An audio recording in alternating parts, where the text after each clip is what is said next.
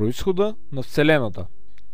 В настоящата лекция ще споделя моите виждания по въпроса за произхода на Вселената. Нали знаем, че много хора, така наречените учени, се изкарват хляба с това да фабрикуват всякакви измислици в областта на науката във всички направления. Например, една щекотлива тема от край време е теорията за големия взрив. Поради интелектуалната си импотентност, тези учени започват понякога да дразнят. Те казват, че Вселената е на около 14 милиарда години възраст. Други казват, че е на 14 милиарда години възраст, но преди това се е свивала.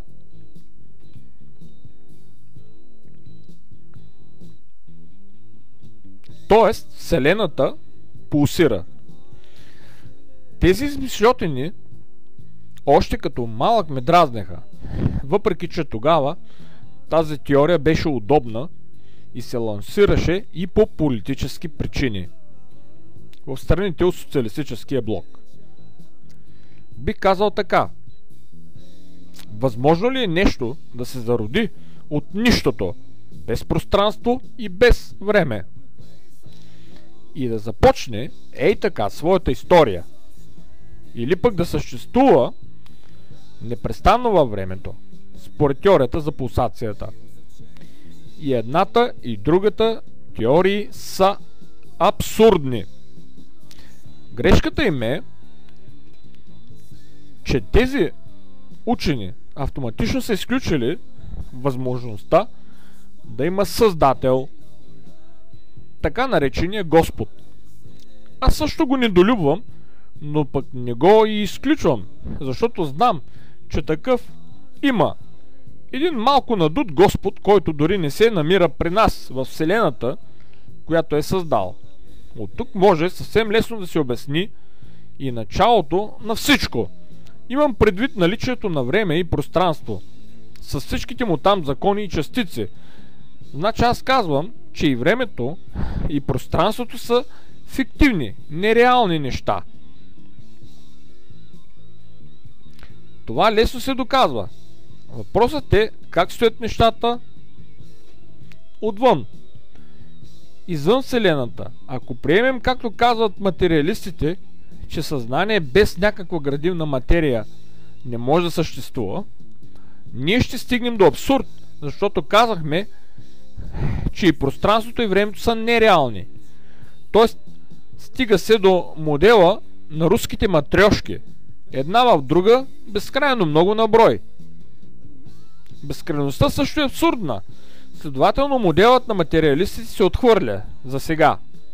Физиците не искат да разчупят възгледите си и се опитват да обяснят всичко със средствата на науката. Мисля обаче, че това е невъзможно. Защото, както казах, всичко е изфабрикувано. И много заблуждаващо. Нещо като да искаме да се нахраним само с мисълта за самото изхранване. По този повод мога да напомня как, без да е бил напълно наясно с нещата, с които се занимава, Чарлз Дарвин си позволил да манипулира хората. Неговата теория за еволюцията и до момента мъти главите на множество учени, а вследствие на това заблуждава и много обикновени хора.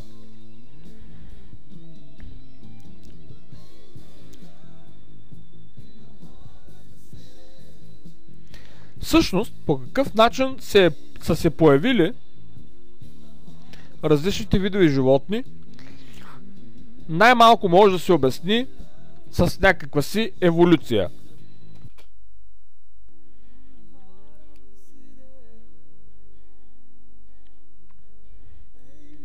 Тоест с така нареченото постепенно развитие на живата природа.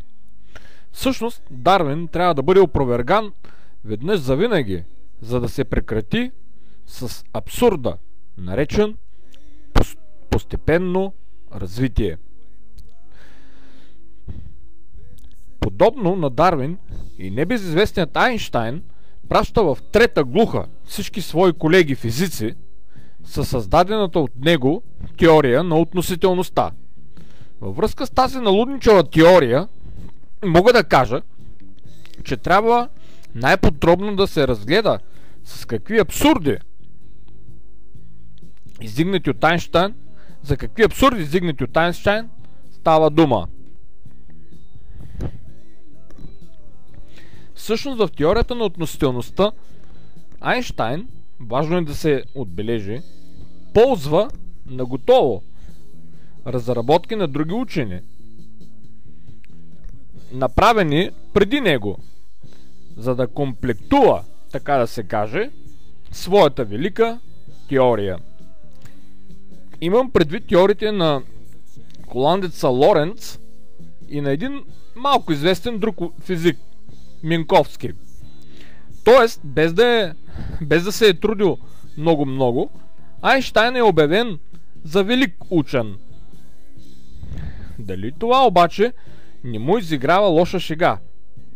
Аз лично съм сигурен, че не е далеч денят, когато хората ще разберат как са били подведени, т.е.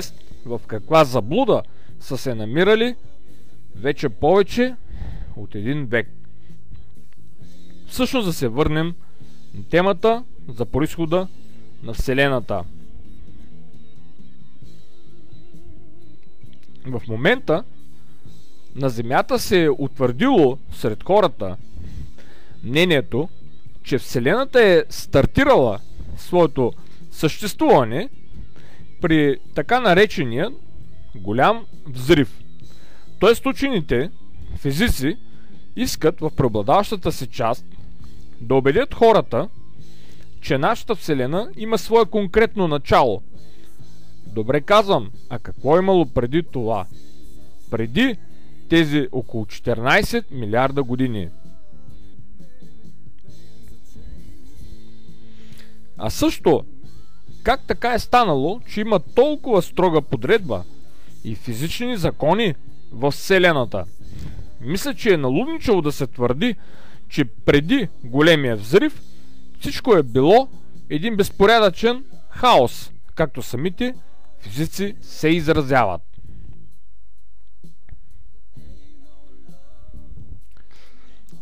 Първи недостатък на теориите на съвременната физика,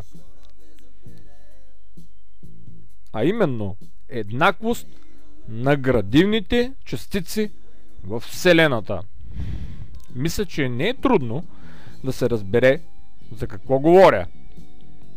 А именно, че е много трудно да си представим как така изведнъж от безпорядъчния хаос са се появили всичките тези частици.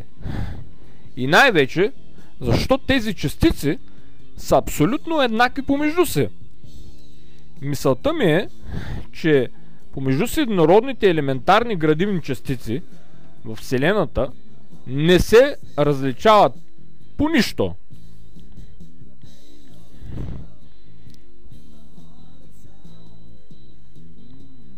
Електроните, протоните или неутроните помежду си са абсолютно еднакви в своите обем, маса или електричен заряд.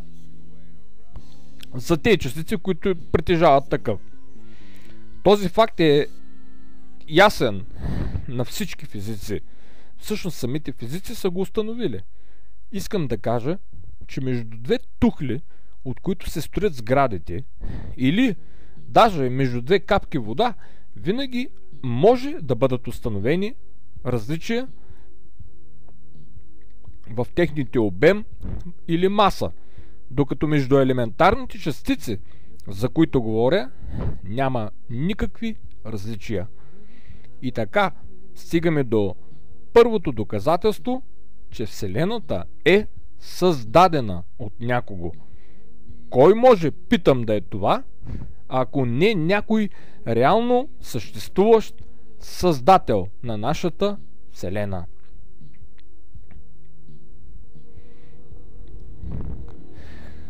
веднага възниква един резонен въпрос.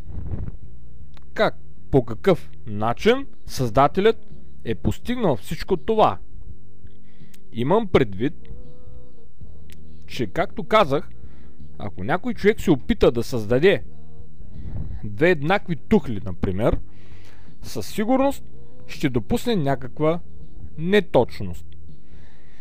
И ето, че стигаме и до една моя хипотеза, а именно допускането, че Вселената има нематериален характер. И всичко това във всичко това няма нищо изключително. След като е невъзможно ние хората да създадем с птини възможности, материята, с която разполагаме, два предмета абсолютно еднакви помежду си, следователно това е невъзможно. Край на първа част.